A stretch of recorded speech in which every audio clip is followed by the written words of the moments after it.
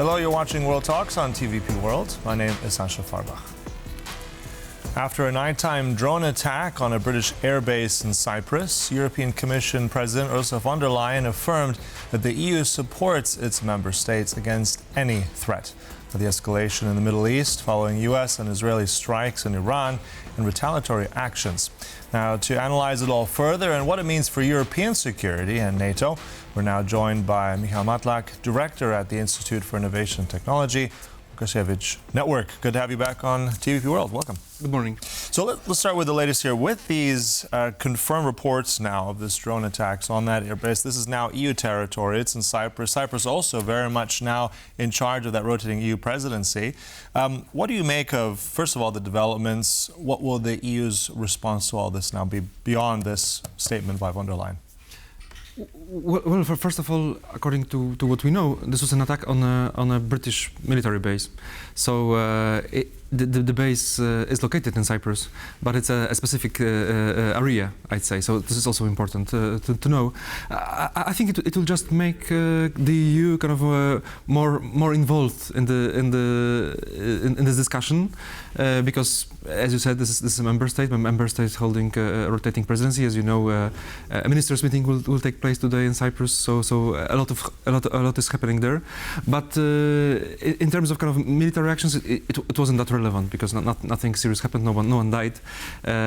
So this is not a kind of the most serious thing that happened around the conflict. But for sure, it shows that this is also an EU problem.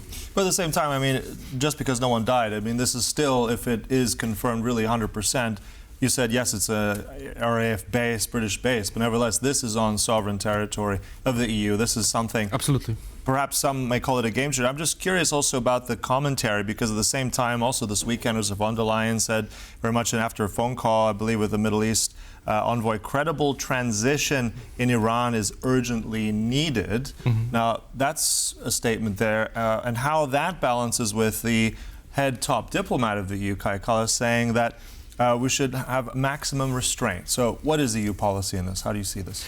Well, there is a problem with EU policy when it comes to foreign affairs in general. The diplomat responsible for kind of the EU line is Kaja Kallas. Theoretically, the President of the European Commission doesn't have these competences, but it's the strongest politician in the EU, so that's Ursula von der Leyen is seen as kind of the representative of the EU. That's why here we have a problem. It's an odd problem. It's a problem of kind of how many competences we can give to the EU level, and obviously there are coordination problems here. Mm-hmm. So Kaja Kallas is kind of has two hats. One is kind of she's part of the Council of Ministers, meaning she's kind of she cooperates closely with the governments, and then the Commission. So she has these two hats, and this should enable her coordinating EU policy, which is not easy, and I'm not sure she manages to do that in all these situations. And as I said, Ursula von der Leyen is seen as a kind of the leader. So this is the reason why kind of she also felt that she had to act and also be active in this debate.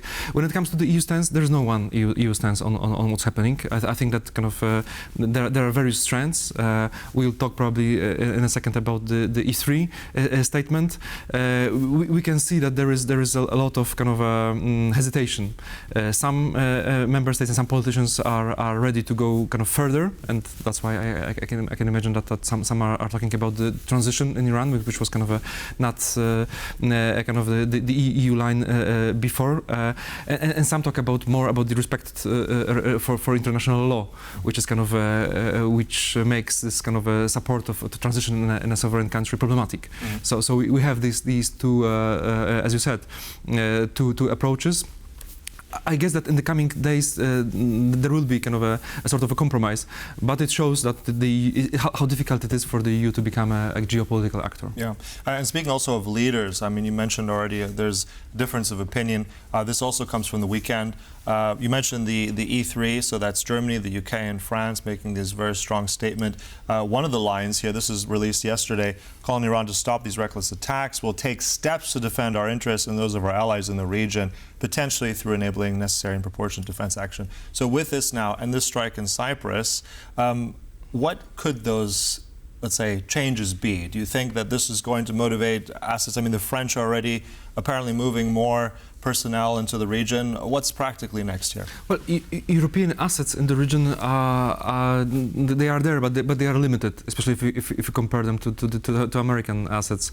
So I don't think in practice it will kind of change the situation a lot, because we can see that the operation is being led by Israel and the US, and this will not change.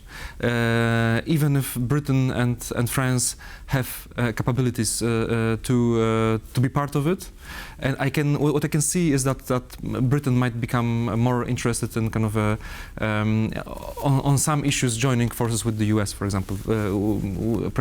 As you know, Prime Minister Starmer was reluctant to do so, for example, to allow Americans use their bases in the region, and now it might change.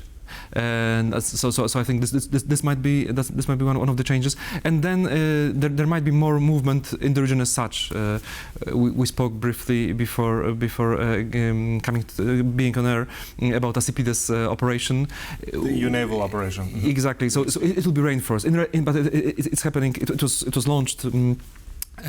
Because of the Gaza war, and it's kind of it's not really this area. It's the Red Sea. There will be more navals, for example, from 3. The numbers increased from 3 to 5, but still it's not a revolution. So the options, the EU options are limited still. But we can see that these 3 countries have appetite to play a bigger role. Mm-hmm. They don't want to kind of just kind of to comment on what's happening. Also, appetite to play a greater role, but maybe not to play a greater role. I want to just kind of also reflect on what Spain's Prime Minister also said on the weekend. I think very much a different line. I think he's saying here we reject the unilateral military action of the United States and Israel. I mean, quite strongly saying there this is against international law. In the same statement, he also then criticized the Iranians for what they're doing. But if we have a leader like that in Spain as well, does that surprise you? How will they adjust as well, or are they going to keep this line? I guess that the Prime Minister will keep his line, and the government. He has a different line from 3 other European countries. It's a normal difference. That's the kind of the challenge for the EU to become a geopolitical actor. There are different interests also here.